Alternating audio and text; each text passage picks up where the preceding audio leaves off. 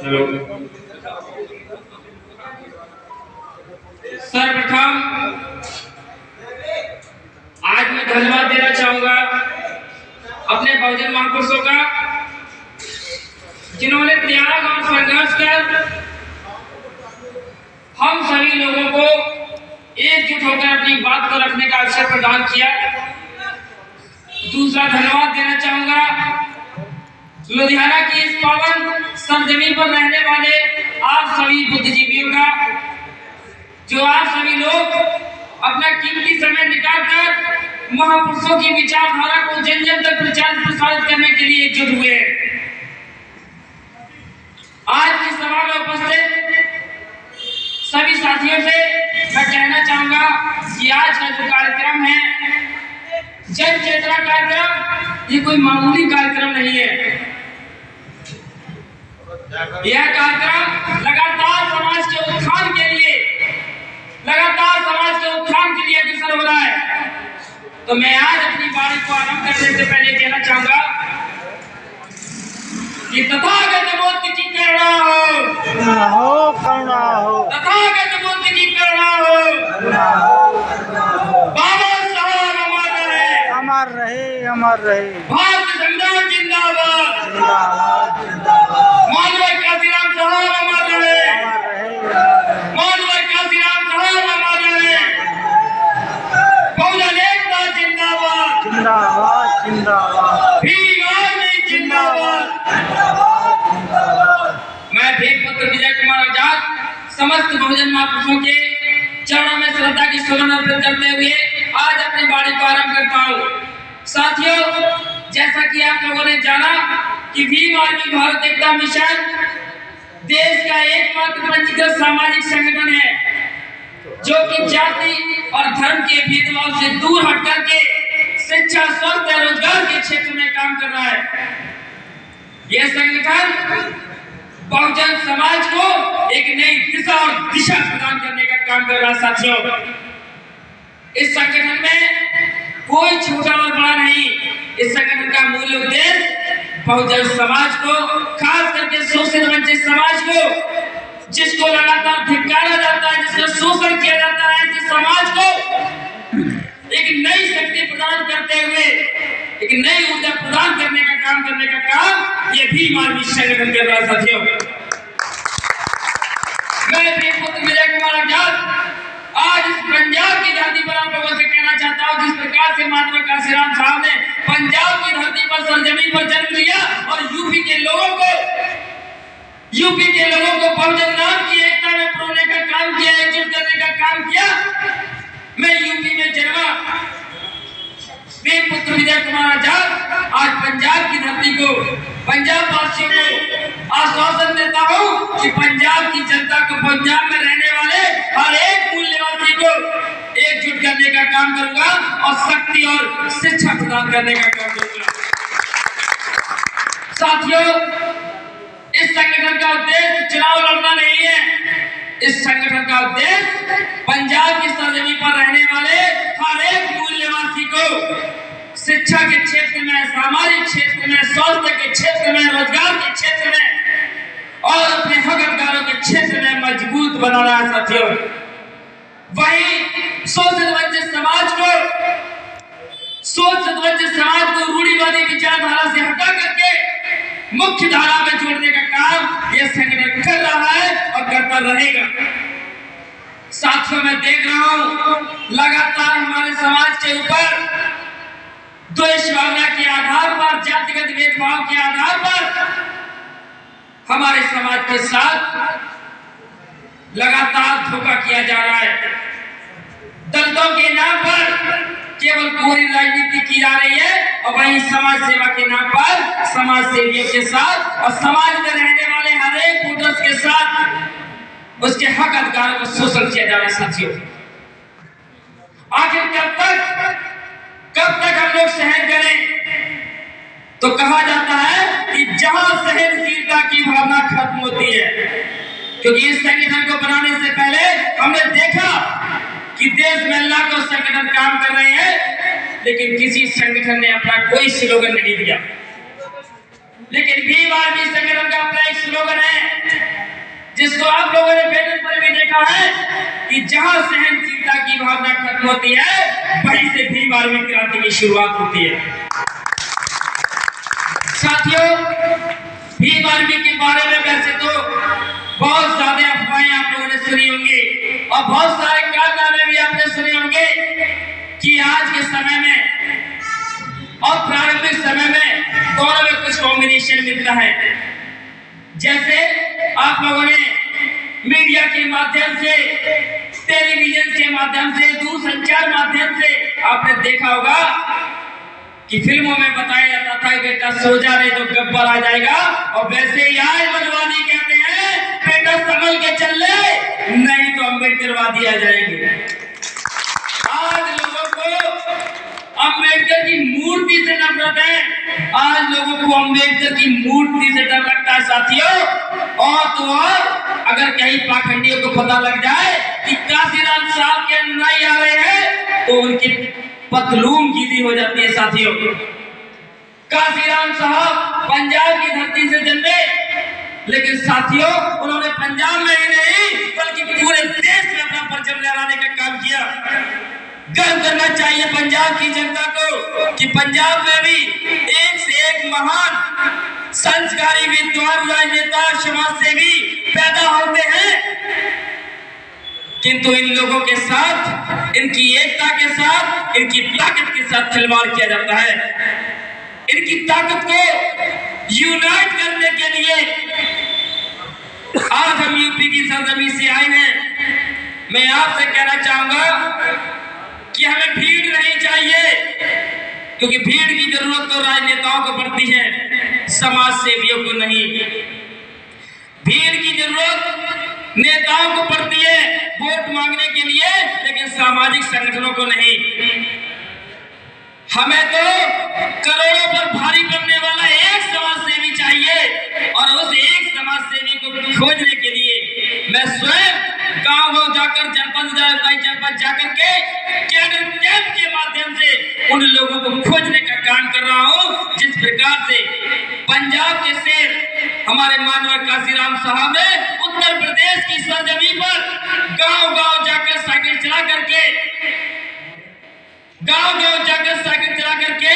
उन रत्नों को खोजने का काम किया और बहुजन एकता को मजबूत करते हुए 4 बार राज्य में परचम लहराने का काम किया साथियों। तो ऐसे ही मसीहा के पथ चिन्हों पर चलते हुए मैं भीम पुत्र विजय कुमार आजाद काशीराम साहब की जन्मस्थली कहे जाने वाले राज्य पंजाब की सरजमी पर एक एक जनपद, एक एक विधानसभा, एक एक ब्लॉक में जाने का काम करूंगा और काशीराम साहब के सच्चे अनुयायियों को खोज कर बहुजन नाम की माला में पिरोने का काम करूंगा, बहुजन नाम की माला में पिरोने का काम करूंगा और माननीय काशीराम साहब के अधूरे सपने को पूरा करने का काम करूंगा साथियों। मैं सबसे पहले कहना चाहूंगा कि आप सभी लोगों का कि जो लोग आज यहाँ पर आए, मुझे बहुत खुशी है आप लोगों की कि जो आप लोगों ने माननीय काशीराम साहब के मिशन को पूरा करने का संकल्प लिया है, बीड़ा उठाया है। इस बीड़े को छूने मत देना कि सन 2015 में इस भीम आर्मी संगठन की शुरुआत करते समय मैं अकेला था, लेकिन आज 2022 में मेरे साथ 10 लाख से ज्यादा लोग हैं हमारे साथ। आप लोग अपने आप को अकेला और हताश महसूस मत करना, क्योंकि कहा जाता है कि अकेला चना भार नहीं फोड़ सकता, लेकिन मैं कह देना चाहता हूं उन तमाम साथियों से कि अकेला चना भार नहीं फोड़ सकता, ये बात सत्य है। अगर वही चना भार में से उखड़ जाए तो खरबूजे की आंख फोड़ सकता है। हमें वैसा ही चना बनने की जरूरत है साथियों, वैसे ही चना बनने की जरूरत है।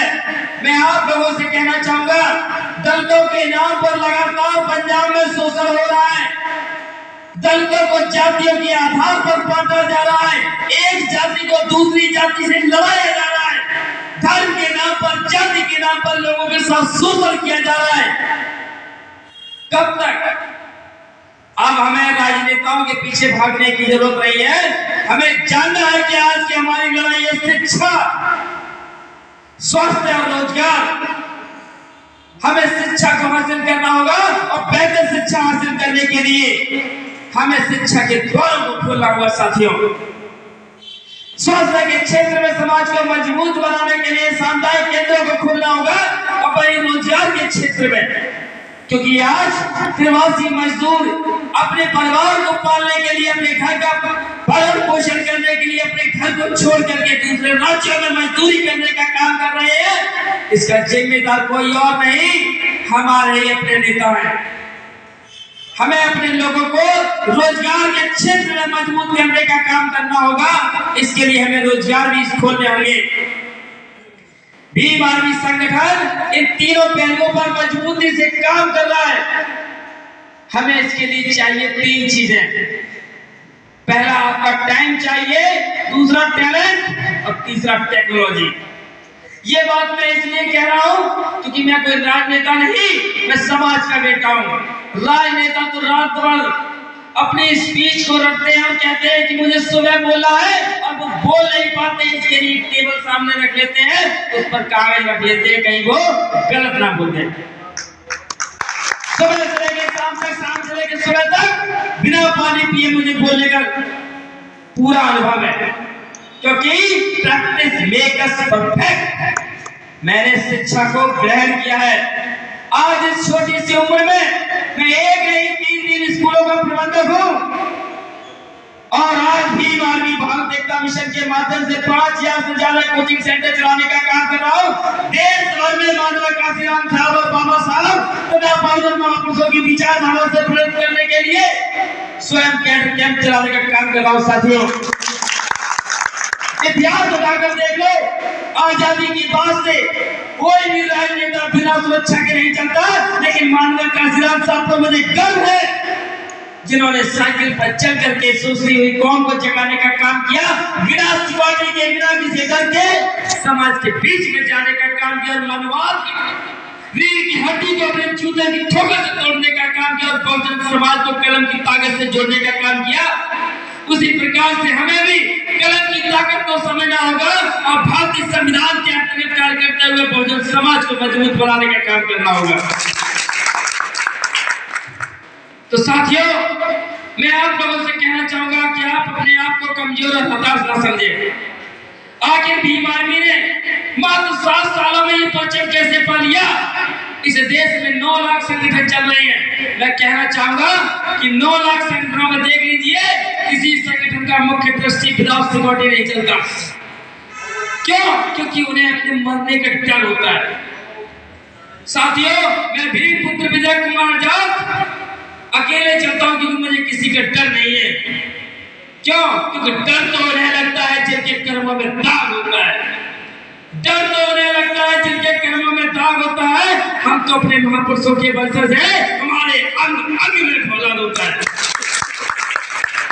तो साथियों, मैं कहना चाहूंगा कि आप लोग किसी व्यक्ति की पहचान उसके रंग, रूप और कपड़ों से नहीं, उसकी उम्र से ना करें, उसके टैलेंट से करनी चाहिए। मैं भीम पुत्र विजय कुमार आजाद बहुजन महापुरुषों की विचारधारा पर चलने का काम कर रहा हूँ। महापुरुषों के द्वारा बताए गए रास्ते को मैंने समझा और समझने पर मुझे बहुत कुछ समझने को मिला। तो क्या है, मैं आपको बताने का काम करूंगा कि कहा जाता है कि पानी से नहाने वाला व्यक्ति केवल लिबास बदल सकता है और पसीने से नहाने वाला व्यक्ति इतिहास बदल सकता है। इतिहास को बदलने के लिए हमें किसी धर्म और जाति के टेक की आवश्यकता नहीं है, हमें किसी धन दौलत की आवश्यकता नहीं है। हमें गर्व करना चाहिए अपने महापुरुषों का, जिन्होंने धन और दौलत को एक तरफ कर दिया और समाज को एक तरफ ले लिया। उन्होंने अपने परिवार का दायरा बढ़ा दिया। आज लोग परिवारवाद की लड़ाई लड़ रहे हैं, पत्नी और बच्चे और टीवी और बीवी में मस्त है, लेकिन हमारे महापुरुषों ने परिवार का दायरा इतना बढ़ाया कि परिवार को समाज में तब्दील कर दिया। समाज के उत्थान के लिए उन्होंने अपने रक्त की एक एक बूंद को कुर्बान कर दिया। तो साथियों, मैं भीम पुत्र विजय कुमार आजाद इस पंजाब की पावन धरती पर कहना चाहूंगा कि मैं आजीवन चुनाव नहीं लड़ूंगा। मैं आजीवन चुनाव नहीं लड़ूंगा और ना ही किसी राजनीतिक पार्टी में, ना ही मैं किसी राजनीतिक पार्टी में कोई गुलामी करने का काम करूंगा साथियों, क्योंकि मुझे मानव काशीराम साहब की विरासत को आगे बढ़ाना है। काशीराम साहब के द्वारा खून पसीने से सींचे हुए संगठन और खून पसीने से सींची हुई पार्टी को आगे बढ़ाना होगा साथियों। मैं काशीराम साहब के मिशन मूवमेंट के साथ गद्दारी नहीं कर सकता, क्योंकि काशीराम साहब ने कहा था कि यदि काशीराम साहब को जीवित देखना चाहते हो तो काशीराम साहब के आंदोलन को समझो, और उस काशीराम साहब के आंदोलन को समझने के बाद उस आंदोलन में शामिल होकर के काशीराम के सपने को साकार करने का कार्य करो। तब जाकर के काशीराम साहब को सच्ची श्रद्धांजलि मिलेगी, और मैं काशीराम साहब को वही श्रद्धांजलि समर्पित करने के लिए अपने वक्त की एक गोद को कुर्बान कर दूंगा। और काशीराम साहब के सपने को साकार करने के लिए मुझे कितनी भी कैंप क्यों ना करनी पड़े, मुझे कितनी भी परेशानियां क्यों ना सहनी पड़े, लेकिन मैं अपने सिद्धांतों के साथ, अपनी कार्यशैली के साथ समझौता नहीं करूंगा। साथियों, आखिर भीम आर्मी से हर कोई क्यों डरता है? आज जितना लोगों को डर मानवर काशीराम साहब और बाबा साहब की मूर्ति से लगता है, वैसा ही डर लोगों को भीम आर्मी संगठन से लगता है। क्यों? क्योंकि भीम आर्मी 3 पहलुओं पर काम करती है, क्योंकि कहा जाता है कि 3 ठिकाना और काम बिगाड़ा। ये 3 का आंकड़ा तथागत बुद्ध ने शुरू किया था। तथागत बुद्ध ने 3 शरण दिए। पहला शरण था बुद्धं शरणं गच्छामि, धम्मं शरणं गच्छामि और संघं शरणं गच्छामि। अर्थात बुद्ध की ओर चलो। बुद्ध का मतलब है विवेक, ज्ञान। और दूसरा है धम्म की ओर चलो। धम्म का मतलब धर्म नहीं, चेतना है, जागृति है, तर्क है। तीसरा है संघ की ओर चलो। संघ का मतलब है समूह, और ये समूह हमें केवल विचारधारा से मिलेगा। वही दूसरा मैं सिद्धांत बताना चाहूंगा बाबा साहब का। बाबा साहब ने 21 जुलाई 1942 में कहा था, शिक्षित बनो, संगठित रहो, संघर्ष करो। शिक्षित बनने के लिए हमें और आपको पढ़ना होगा। पढ़ने के साथ साथ समाज में फैली हुई भ्रांतियों को दूर करना होगा। समाज के दुख दर्द को अपना दुख दर्द समझकर ग्रहण करना होगा। समाज के उत्थान के लिए काम करना होगा, तब जाकर हम शिक्षित बन पाएंगे। और संगठित बनने के लिए हमें किसी संगठन की नहीं, किसी व्यक्ति की नहीं, बल्कि विचारधारा की जरूरत है। हमें व्यक्ति विशेष से नहीं, बल्कि विचारधारा पर चलने वाले सामाजिक संगठन से जुड़ने की जरूरत है। आज भीम आर्मी भारत एकता मिशन महापुरुषों की विचारधारा पर चलने वाला 9 लाख संगठनों में से देश का एकमात्र सामाजिक संगठन है। वही संघर्ष करने के लिए हमारा संघर्ष किसी जाति या धर्म से नहीं, वही हमारा संघर्ष किसी जाति और धर्म से नहीं है। बहुत सारे लोग कहते हैं कि हमारा संघर्ष किसी जाति से या धर्म से है। मैं कहना चाहूंगा, हमारा संघर्ष किसी जाति और धर्म से नहीं, हमारा संघर्ष हमारे अंदर छिपी हुई कृतियों से है, बुराइयों से है, और हमारे समाज के साथ हो रहे अन्याय, अत्याचार, शोषण से है। इन सबको दूर करने के लिए हमें तो केवल एक ही बात कहनी होगी कि बुरा जो देखन मैं चला, बुरा जो देखन मैं चला, और बुरा न मिलिया कोई, और जो मन खोजा अपना तो मुझसे भरना कोई। हमें दूसरों में बुराइयां खोजने की जरूरत नहीं है। यदि हम अपने अंदर से बुराइयां खत्म कर दे तो हमसे ज्यादा कोई व्यक्ति अच्छा हो ही नहीं सकता। वही भीम आर्मी का तीसरा पहलू है कि हम किसान के बेटे हैं, मजदूर के बेटे हैं, जहां पर काम करने वाले मजदूर के बेटे हैं। हम 2 वक्त का भोजन पाने के लिए 3 लाख मजदूरी करते हैं। हम अपनी फसलों को उगाने के लिए रात और दिन पहरा देते हैं, सर्दी हो या गर्मी, सुबह हो या शाम, और बिना किसी भेदभाव के अपनी फसलों की सुरक्षा करने का काम करते हैं और अपने परिवार को चलाने के लिए, इस देश की आर्थिक व्यवस्था को संभालने के लिए कृषि उत्पादन करने का काम करते हैं। जिस प्रकार से हम सूखी बंजर जमीन का सीधा चीर करके अनाज उगाने का काम करते हैं, वैसे ही अपने समाज को शिक्षा, स्वास्थ्य, रोजगार और उनके हक अधिकारों को दिलाने के लिए मनुवादियों के जबड़े में हाथ डालकर हक अधिकार छीनने का भी काम करते हैं। भीम आर्मी का झंडा और डंडा दोनों मजबूत है। मैं झंडे की टेप पर भी काम करता हूँ, कलम की नोक पर भी काम करता हूँ। जब ये दोनों कामों से लोगों को समझ में नहीं आती तो घी निकालने के लिए जब सीधी उंगली से घी नहीं निकलता तो उंगली टेढ़ी करनी पड़ती है। ऐसे इन मनवादियों को जब प्यार की भाषा समझ में नहीं आती, संविधान की भाषा समझ में नहीं आती, तो ऐसे लोगों को जूते की भाषा से हम लोग जबरदस्ती काम कराने का ताकत रखते हैं। इसीलिए भीम आर्मी जानी जाती है। मैं इन्हीं शब्दों के साथ आपसे कहना चाहूंगा कि आप लोग डरे नहीं। आप दिन भर रात, सुबह और शाम निस्वार्थ भाव से काम कीजिए। परम पूजनीय बाबा साहब कभी जेल नहीं गए, ये भी पुत्र विजय कुमार आजाद कभी जेल नहीं गया, ना ही कभी जाएगा और ना ही संगठन के किसी कार्यकर्ता को जेल जाने देगा। रही बात हक और अधिकारों की, तो हक अधिकारों का हनन हमने अपने लिए होने दिया और अब तक संगठन में 10 लाख लोग सदस्य काम कर रहे हैं। ना तो हमने उनके हक अधिकारों का हनन होने दिया और ना ही किसी कार्यकर्ता के हक और अधिकारों का हनन होने देंगे। चाहे इसके लिए हमें कोई भी कदम क्यों ना उठाना पड़े, उसके लिए हम हमेशा तैयार रहते हैं और तैयार रहेंगे। जय भीम, जय संविधान, जय मूल निवासी।